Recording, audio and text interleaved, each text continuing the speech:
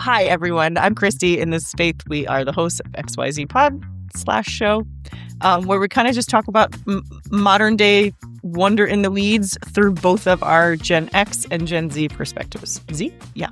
Z's. What can you imagine? What did we name the podcast for? I don't know. I can't keep track of all you generations. It's too much. Girl, I want to address our shirts because I'm wearing a Minnesota Public Radio shirt. And I'm wearing a Slam magazine shirt with Nafisha Collier of the links on it. And we just felt like we were so Minnesota'd out. We had to address it today. So anyway, we are here today to do a little bit of like a year, not a year in the life, but like it's been almost a year since Faith graduated college. And that's so scary.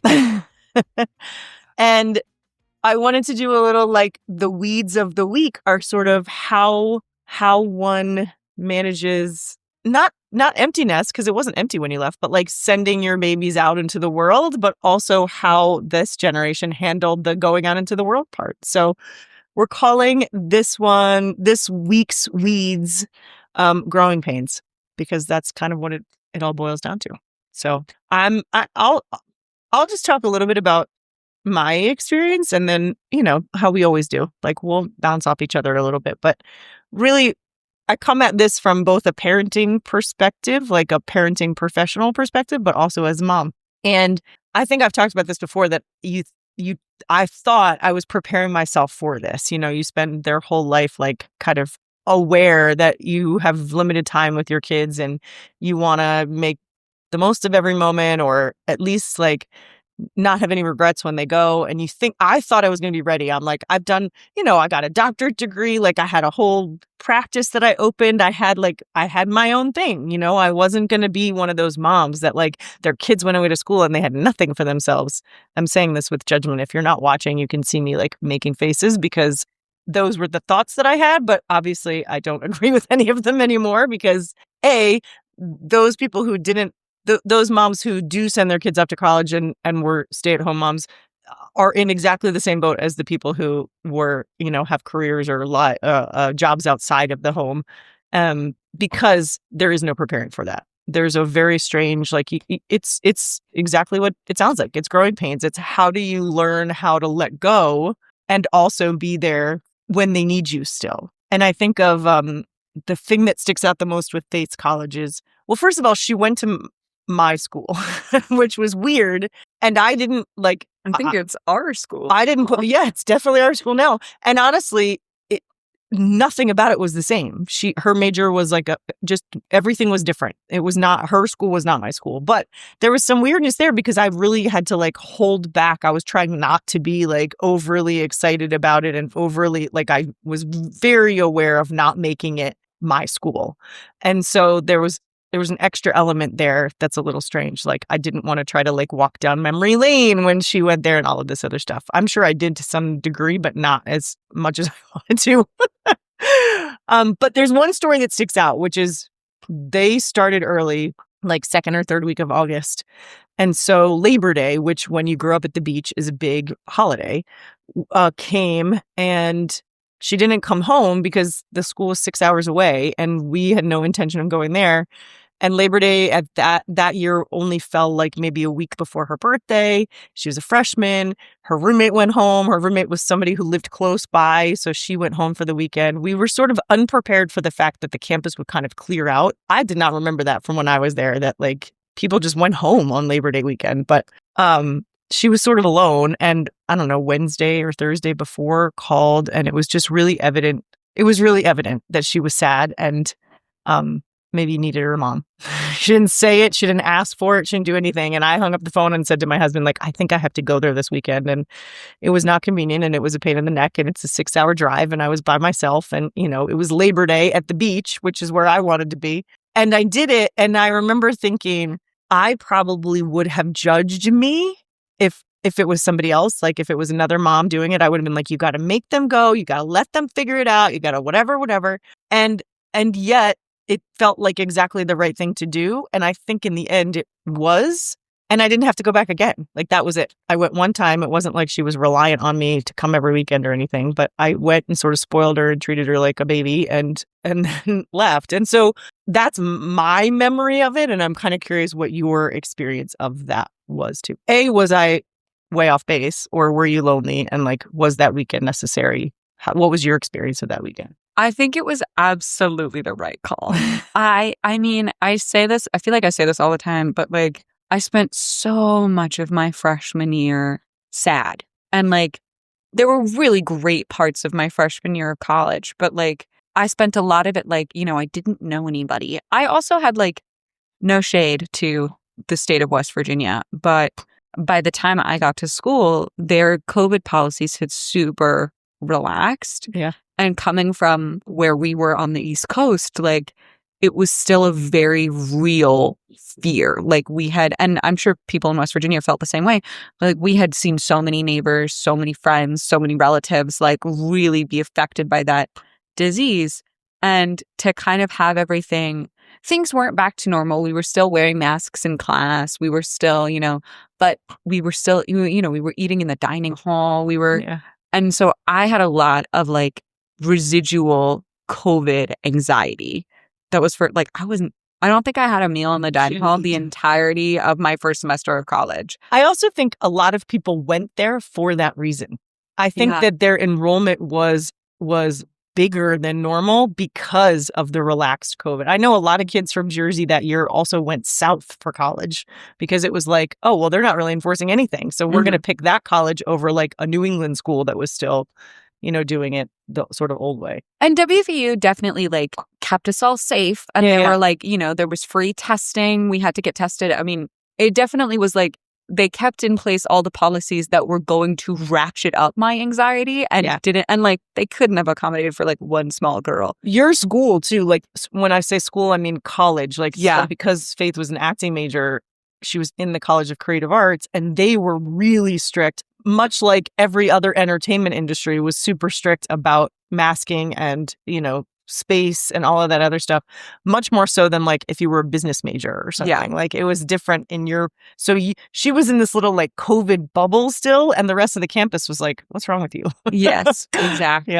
I think it was just exactly. And I didn't know I needed it until after it had happened. Like, you came down and it was just good to have a person, like my roommate in freshman year. And so she's wonderful. She's still one of my best friends, but she did go home a lot that first semester. And so I didn't really have anybody that was like exploring the campus with me. Yeah. And so to have a person come down who was like, let's go to this coffee shop. Let's go this way. Let's try this thing.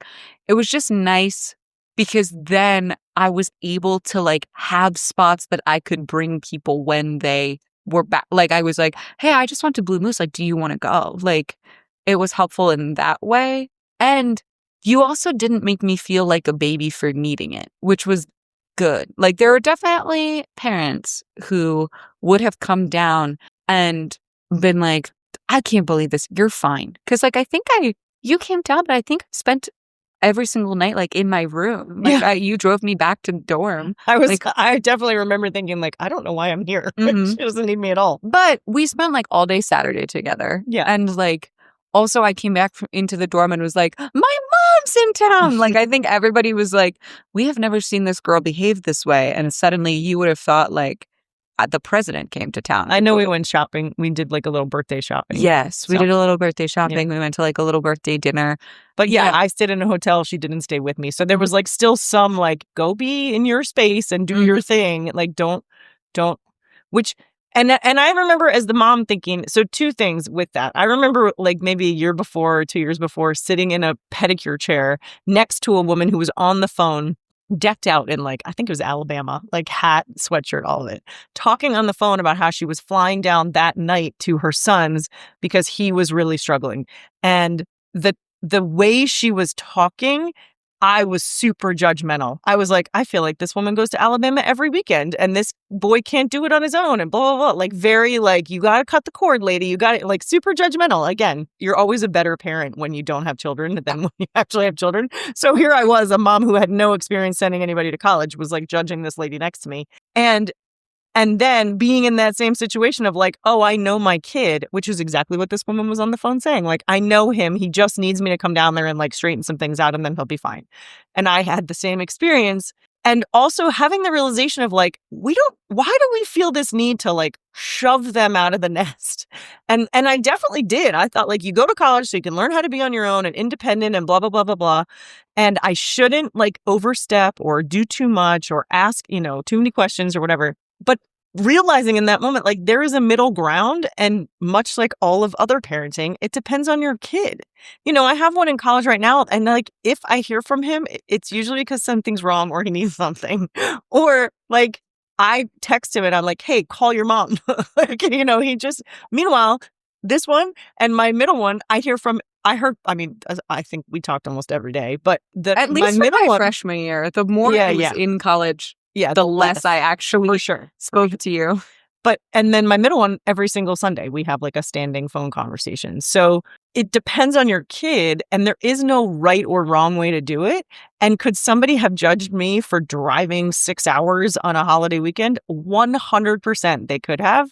And also, I don't regret it. And I think it sounds like for both of us, it was the right thing. Mm-hmm. For me, it was the right thing because felt like, okay, I did what I needed to do to help her sort of transition a little. But also, I realized, oh, I'm okay. I'm okay without her here. Like I'm going to be fine with her far away. This isn't the end of our relationship. This isn't the end of me being her mom. And that was a good reminder too. The same way at school. Like, I think, we just moved to a new city, and the like universal, I heard somebody describe it as like, you kind of feel a little bit like a ghost in a new city, regardless of like, it's a college, everybody's new, but it was a lot of people that I met, it was their state school. So they knew the place, their moms had gone there, their siblings had gone there. Like, it brings a lot of people to the campus that know the state very well. And I felt like a huge fish out of water because I wasn't from the area. I wasn't, I joked a lot my freshman year that I was like, I didn't really consider myself a city slicker, but like no one in my immediate family owns livestock. So I think that's maybe a big differentiator for me here. And there are tons of Jersey kids in this university. Yes. But she just I flopped in the middle of a whole bunch of West Virginians. Yeah. And I think some of that was like, where I was living. Like I didn't live downtown. I lived out on a different campus closer to the theater school. So it was just a lot of, it felt kind of isolating. But I think what I needed was somebody who knew who I was to say like, you're going to be fine. Yeah. Like, we spent that weekend together, and I think I did kind of say, like, we can go here, we can try this. Like, you brought a lot of examples. And also when I was like, do you want to go try this place? I've heard of this place. You were like, yes, absolutely. Let's go. Yeah. And it allowed me a sense of like, okay, I also belong here. Like, just because I'm not traveling in like a pack of 15 people, which I did do that sometimes. Sure. I spent a lot of like the second semester of my freshman year. I had a class downtown. Yeah. I was able to like explore the campus a little more. And it was so great. I like remembered the barista at the coffee shop that I went to started to like recognize my face because I would come in at like 3:30 every single Thursday after my downtown class. He was like, "Hey, you're getting the Milky Joe, right?" I was like, "Oh yeah, I am." Like, nice to.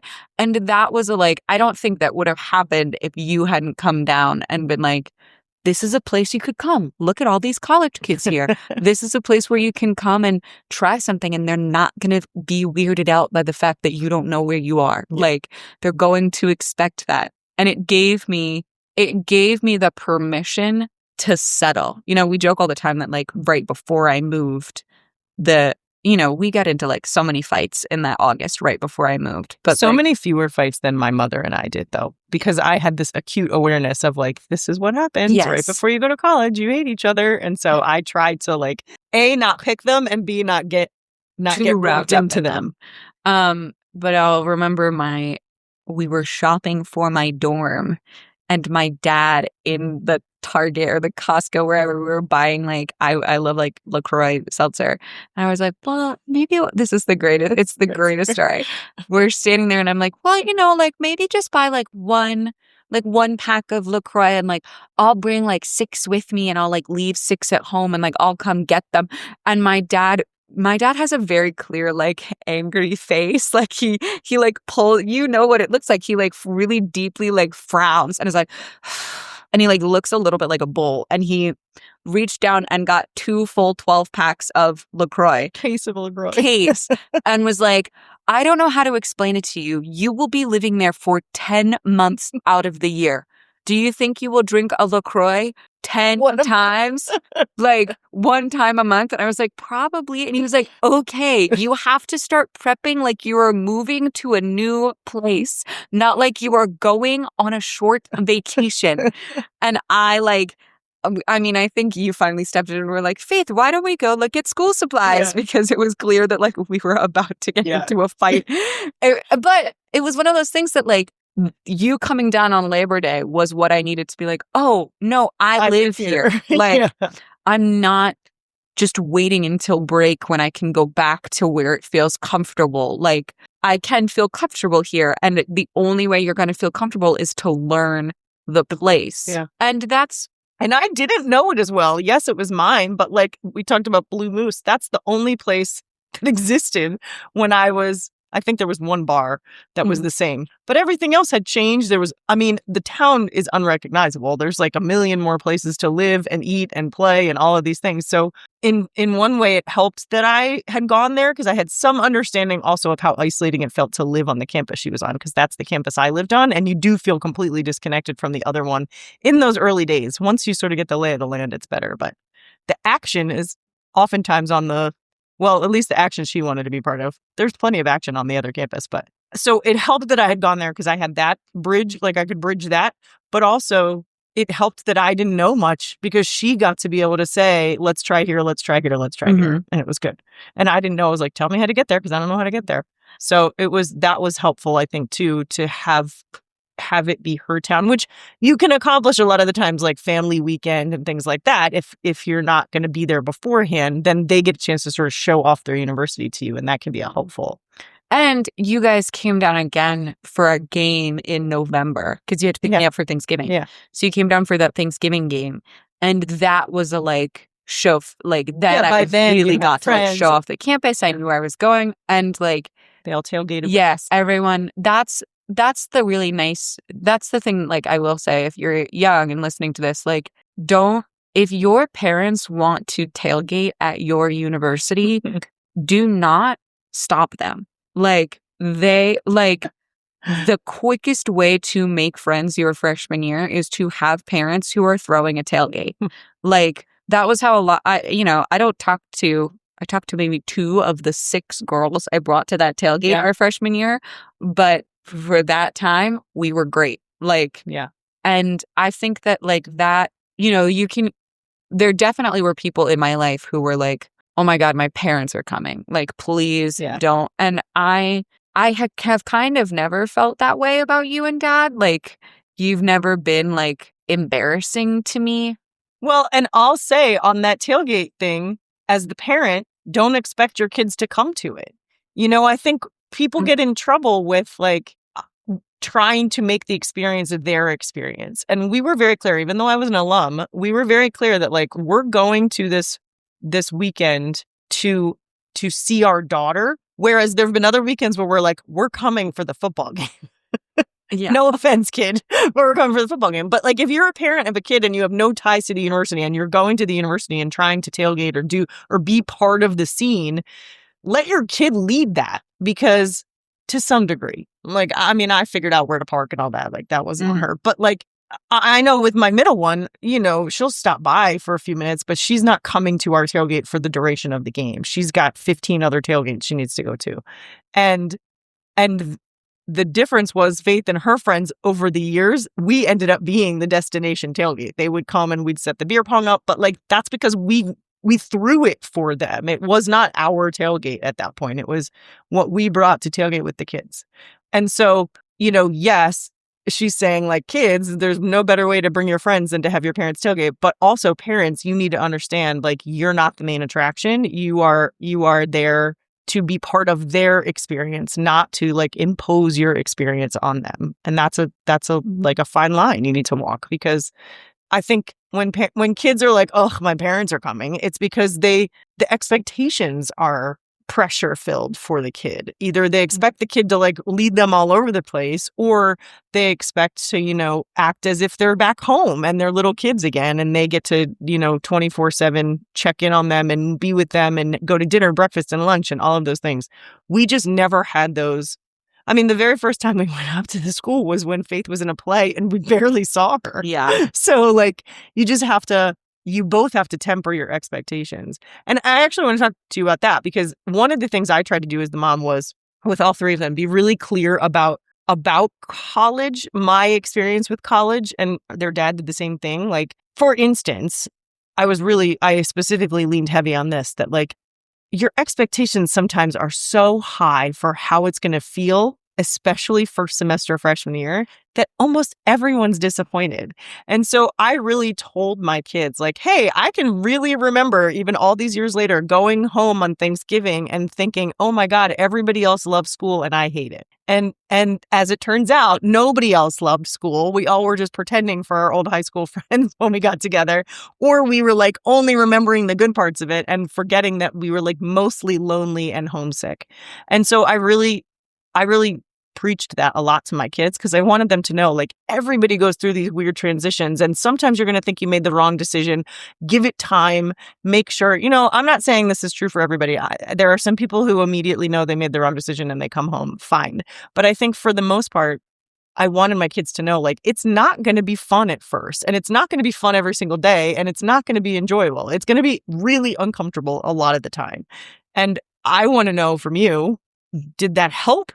Did that make it worse? Like, what was that message? Did that message even get through? I mean, with hindsight, I think it was probably helpful. But I mean, you never, at least I never, I can't speak for every kid, but like, you never think your parents' experience is comparable to your experience. Like, I remember thinking, you talked about you were so lonely in college your freshman year, and I remember thinking, like, how could she possibly know that? Like, she rushed a sorority in the fall and she has all these stories, and like, the fact of the matter is, like, you probably have the same amount of stories that I had at the end of my They're freshman all from year. junior and senior year. Yes. And like, everyone, like, the growing pain for me was like, everyone has one story from freshman year that you kind of just wear out until you make more stories your junior and senior year. Mine was a guy who puked all into a beer pong Yes. all over my Mine was beer bong all over my. Mine was being the only person sober enough to get us back on the PRT on Halloween. Yeah. Like, everyone's got a story. And yeah, I remember thinking, like, I'm sure my mom was lonely, but I don't know if she was this lonely. And I don't know if she was this, like, there's no way she could have been this homesick. Like, my home is and I remember honestly being a little mad at you, because you were like, we were so far. And I was like, you are 2.5 hours away. That is not far. Right. Like, Right. I remember, like, my friends who lived in Maryland went home for fall break and like did all these things. And I was like, there was definitely a train that came from Morgantown.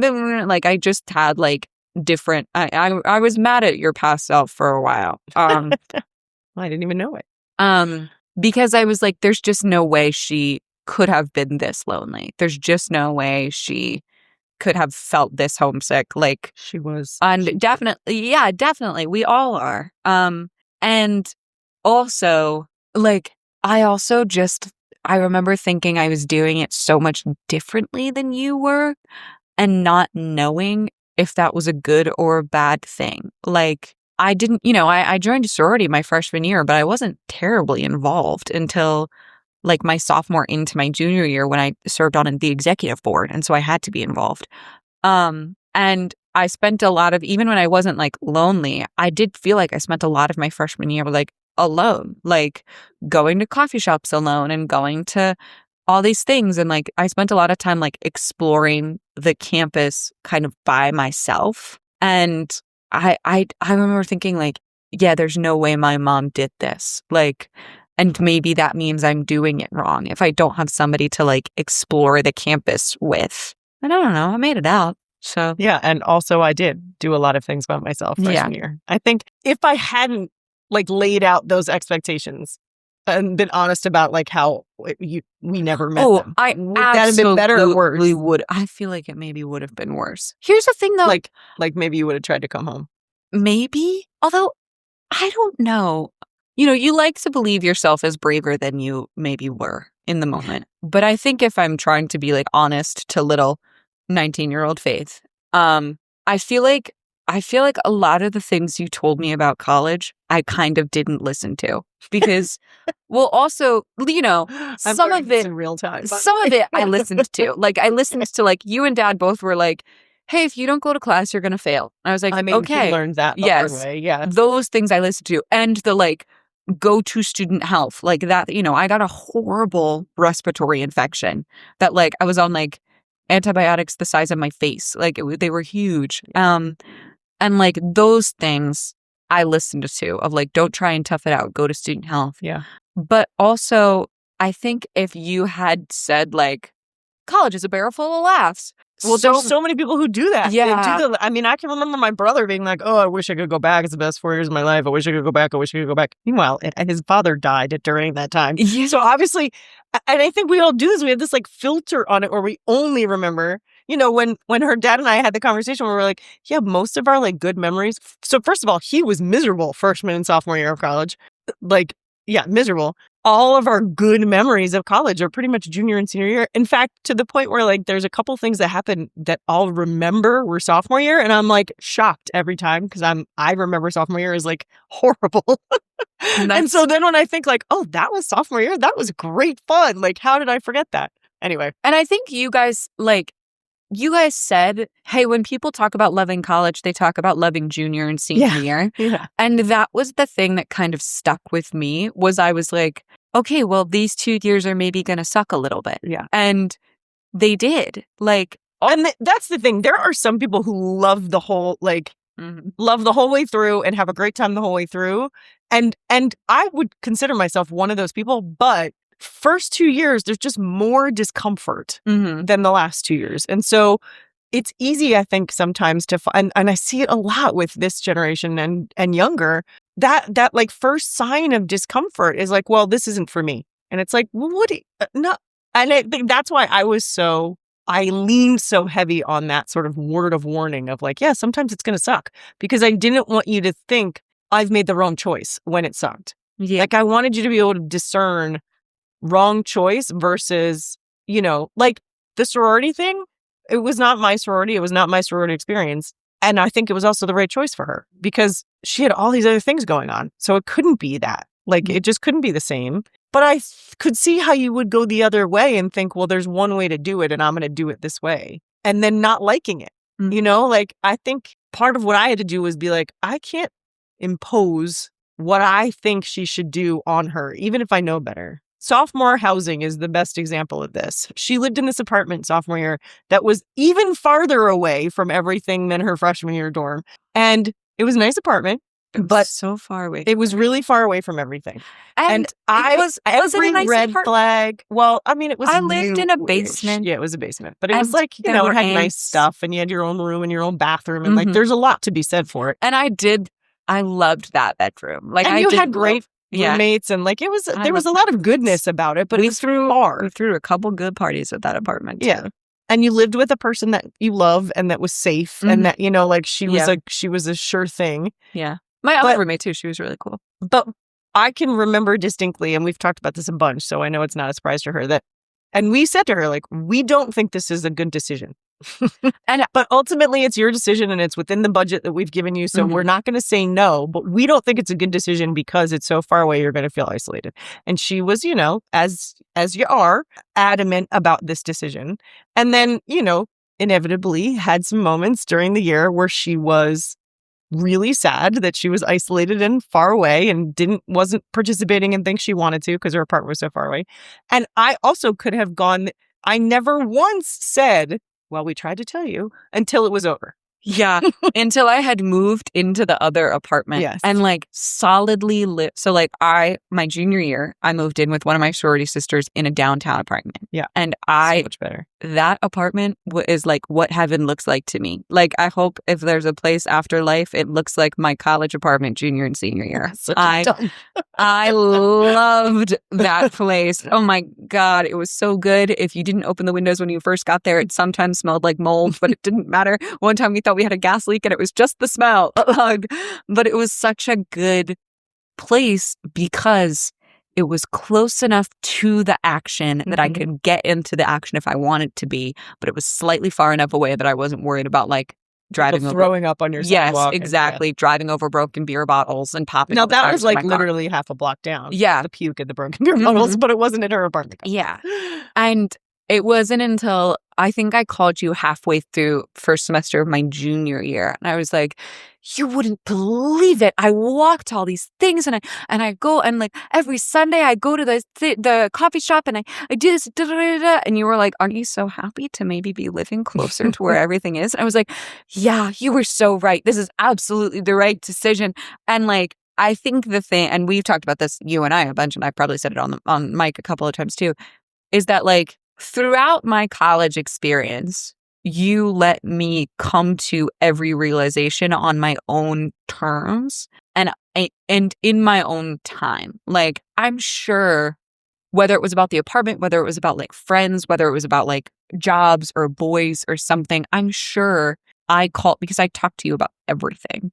I'm sure I called you and was like, this is what I'm thinking. And I did. What about this? And you were like, well, you know, I think maybe you just got to kind of figure it out. And like, and then I would call you 2 weeks later and be like, these are all the choices I made. And here's how things either crashed and burned or they kind of worked out okay. And that means that like you were just never. And I think it was probably hard. It is probably hard for parents because you don't want your kid to like feel any bad feelings or like feel any kind of negative emotions or feel homesick or feel like. But I learned so much about like how I can solve problems that I wouldn't have learned if you had just swooped in and solved all the problems for me. And, you know, I joke with you that like when my car broke down junior year and I couldn't get a hold of either you or dad, I remember out loud going like, okay, well, how would an adult handle this? And going, well, an adult would call a mechanic. Well, I can call a mechanic.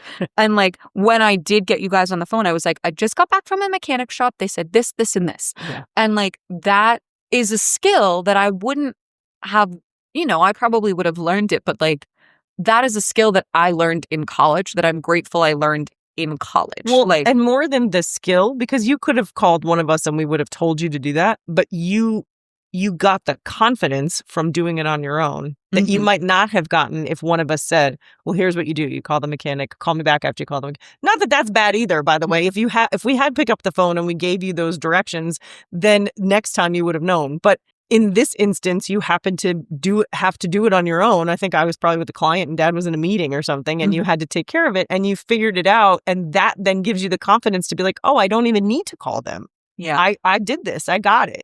And that's invaluable. And it's totally accidental, by the way. I want to say something about all of this to the parents that are listening, because 2 things. One, a lot of people say to me like, oh, it's because you're a therapist. Like these are therapists. No, I've been doing this since they were born.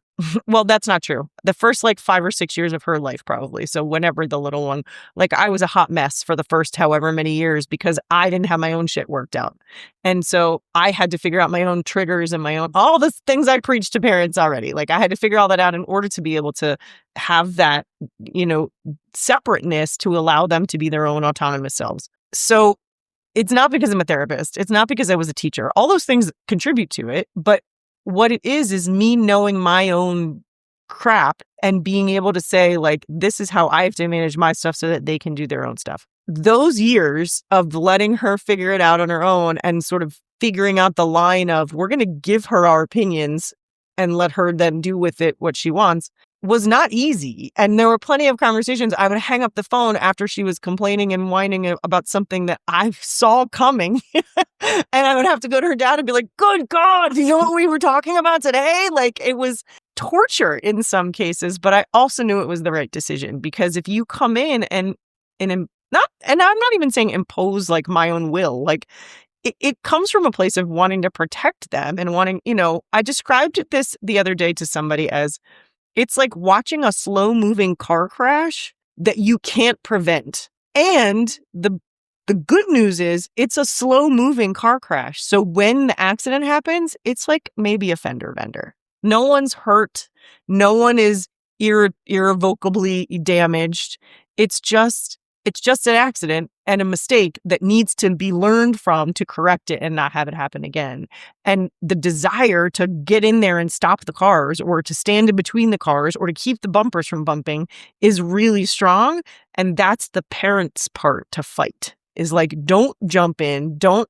But also in the case of driving 6 hours on Labor Day weekend, sometimes you do jump in because you realize I can do this thing and turn the car a little so that the accident isn't happening at such a high speed. And then eventually when she crashes in some other way, it's a slower, easier sort of thing to recover from. I don't know. She would have been fine if I didn't show up that weekend, but it might have taken longer into the semester for her to be fine. And this way it was like, okay, you get to start when your roommate gets back. You have a little more confidence to like go explore the campus with her than you might have if you sat in your room all weekend because I didn't come up and sort of force you out of it. So it's parenting is really just a constant figuring out of where is that line between doing it for them and assisting them in learning to do it for themselves. Sometimes you get lucky and you don't answer the phone when she needs you to. And other times, and they don't listen to anything you say anyway. So sometimes, I keep talking about like being known, but sometimes the short answers were just equally as helpful. Like I'm thinking of one time my freshman year, and actually one time my junior year, or no, my senior year. I was living with my sister. And one time my freshman year when I called you because I was getting a C at midterms, I was like freaked out because I couldn't remember anything and I didn't know.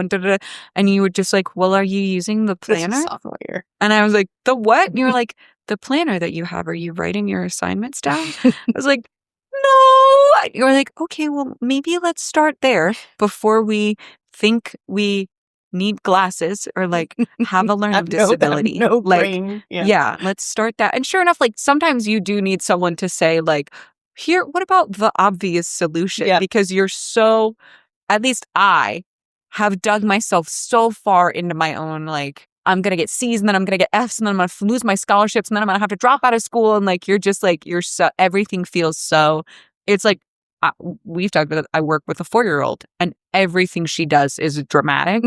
And I think there's some of it that like you feel a little bit like a baby when you're in those first couple of years of school because you're like, everything is dramatic. But sometimes you do, like, much like with a baby, sometimes babies need to learn to self-soothe and sometimes you just need to put the pacifier in their mouths and hold it. And like the planner was one, and then living with my sister when I was like crashing out, for lack of a better word, about when are we going to get home. And I was driving us home on a Saturday morning and I was like, maybe we should just drive home on Sunday and that way I can and I had all these things. And she was standing in my doorway and she was like, hey, you're actually stressed out about that homework. So why don't you finish that assignment and then come talk to me about how we're getting home? She was like, you're doing a lot because you're stressed out about that assignment. So finish that one and then get back to me. And sure enough, I took like 20 minutes and I finished the homework assignment that was freaking me out. And then I was like, we can just leave tomorrow morning. She was like, yeah, I thought so. So there's a lot of benefit in like having a little bit of hands off and like letting them figure it out. And like, I'm grateful for the times where you let me kind of figure it out because I definitely, the confidence that I gained in being the person and then being able to say like, when my car had issues, inevitably like, oh, this is the mechanic I take it to. Like that was another big help.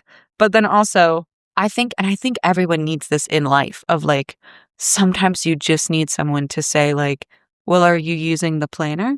Are you writing it down? Snap out like, of it. Yeah, you do need Here's a little thing that I see. Snap out of it. And like, so I'm going to stop because I think that's a perfect way to end. And I'm going to give you like one tip as a parent.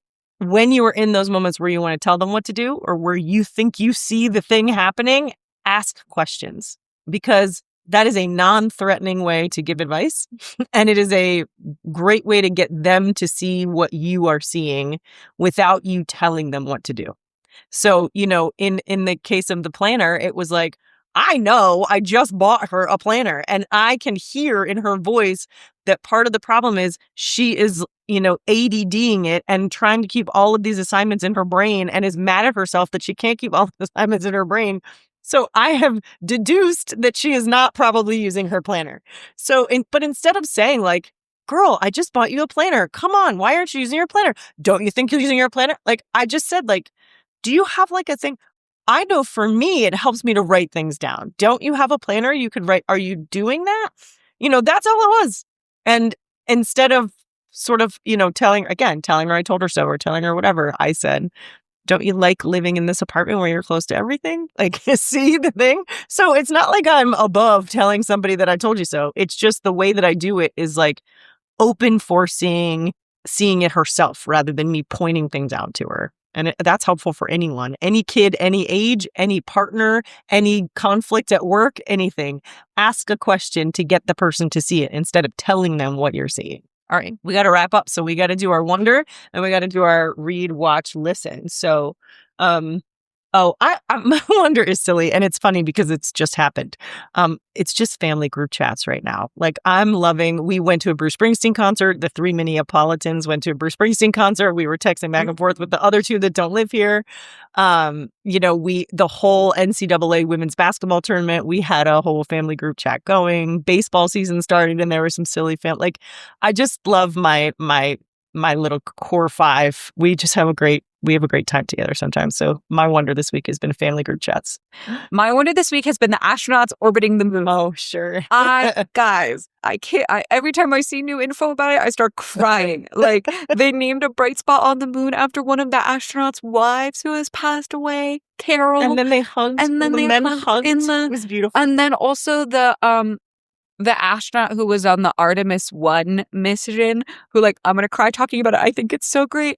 Who he sent them the little voice recording that was like Neil Armstrong or something. It wasn't Neil Armstrong, but it was somebody who was like, hello, Artemis 2, welcome to my old neighborhood. Yeah. And it was like, it wasn't the last time he got that He went to the moon. That was it, just like, I'm literally going to cry. But I just think that it's such truly what a wonderful thing that we're getting to experience in real time. This like real deep people who love something so much that they need to get there and study it and share all the information with us is really great.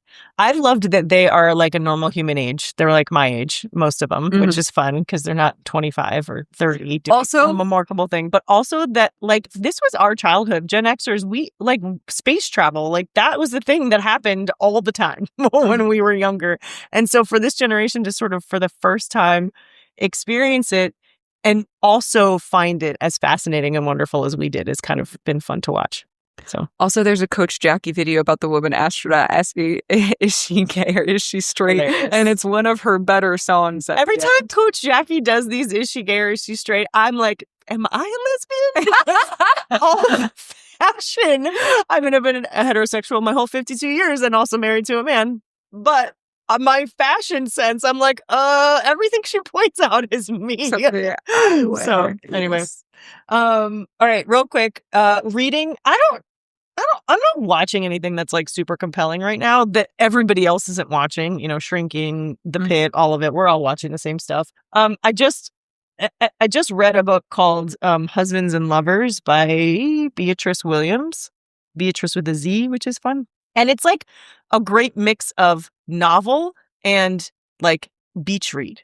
I know that sounds weird, but like it's just a really well written, again, a back and forth sort of generational, 2 different people's stories, how the modern, and there's like a rock star involved. It's just fun. It's a fun read, but it doesn't feel like fluffy. It feels like a good sort of human novel.